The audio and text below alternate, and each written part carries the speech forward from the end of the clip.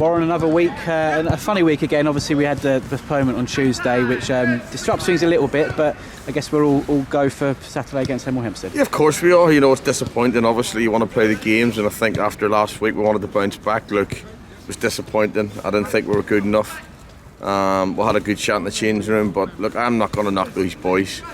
As I said to them, there's going to be ups and downs. I said that at the start of the year. You know, we're hurt. It's the frustrations, and to be honest, everyone's got to get behind the team and the boys in the club and get where we want to be. As I said to you, we just want to be competitive, keep going. Obviously, looking to get back into it on Tuesday, and I must admit, Chippenham have been very helpful, to be fair, because me and Gary spoke for the 2 days. He kept us in the loop with everything. We all tried, and obviously it goes to the referee, Sam, who unfortunately thought it was dangerous for the players. We called it off, but you know, that's football. Now we move ahead to a very, very tough game on Saturday. I guess the flip side is it gives us a bit of extra time, a couple of extra days to prepare for that game on the Saturday. Any niggles or any injuries or stuff like that to rest up.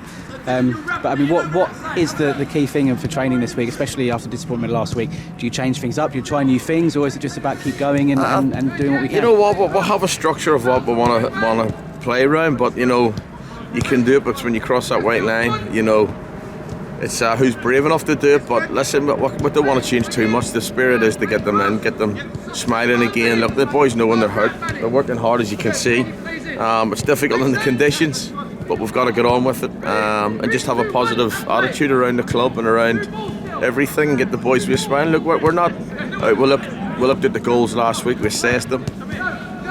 They're preventable, which is the good thing, and that's what I just said. We need to tidy up in bits and pieces, and as I say, we'll be okay. And what can we expect from Hemel Hempstead? It's 13th against 14th, I think, so a real mid-table battle. What can we expect from them? No, it's going to be a tough game because, you know, Brad and Matt's done fantastic. They've went in there, two great people. You know, they've went in there. I know they've been to a couple of our games this season, and listen, they're lovely people. So we expect a tough game because they've got them going. They've got a great result last week against Dartford. They're playing with no fear. It's going to be a tough game for us, but as I say, it's one of many now to the end of the season, and you know, we've a target what we need, and where we're looking to go. And as I say, it's starting on Saturday. It'll be a tough game, but when we fully go in with confidence and we fully respect them, and you know, we need everyone, as I said to you, going in there playing to their best of their ability. And the fans getting behind the boys. And a big boost in Stephen Payne's back from suspension as well, so that must give you a lot of confidence going ahead of Saturday. No, we've missed Payne, obviously, and I brought in Dylan. I thought Dylan was fantastic last week, but Payne's a big character. You know what I mean? He knows the leagues well. He's played at a higher division. But listen, he's great in the training park as well. And listen, it's a one that I have to seriously think about selection-wise, but you know, it's great to have him back. And Miles Roberts obviously missed last Saturday as well. I know he got a bit of a knock in training a few days earlier. How's he getting on? He got a bang in his finger from a shot from the striker, but that's football. Listen, he's back in training now, so you know, fingers crossed he'll be available for Saturday. But we've got good keepers here, as I said to you. You know, we looked last week. Obviously, there was things we needed to address. And that department as well, but we're all together, and it's good to have the boys back. Just finally, the club announced yesterday they've launched this community initiative, which is aimed at getting more kids basically through the door and looking after the local community.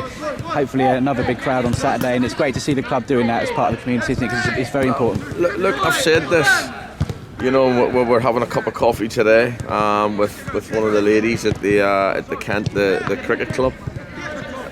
We've come leaps and bounds from last year and the last couple of seasons. We want the community involved. We want more fans through. Unless they're going to get frustrated. I get frustrated. I was a fan myself. I still am a fan. And you know that I know what it's like. But we want everyone going the right direction. It's great that the club's launched this. They want everyone involved.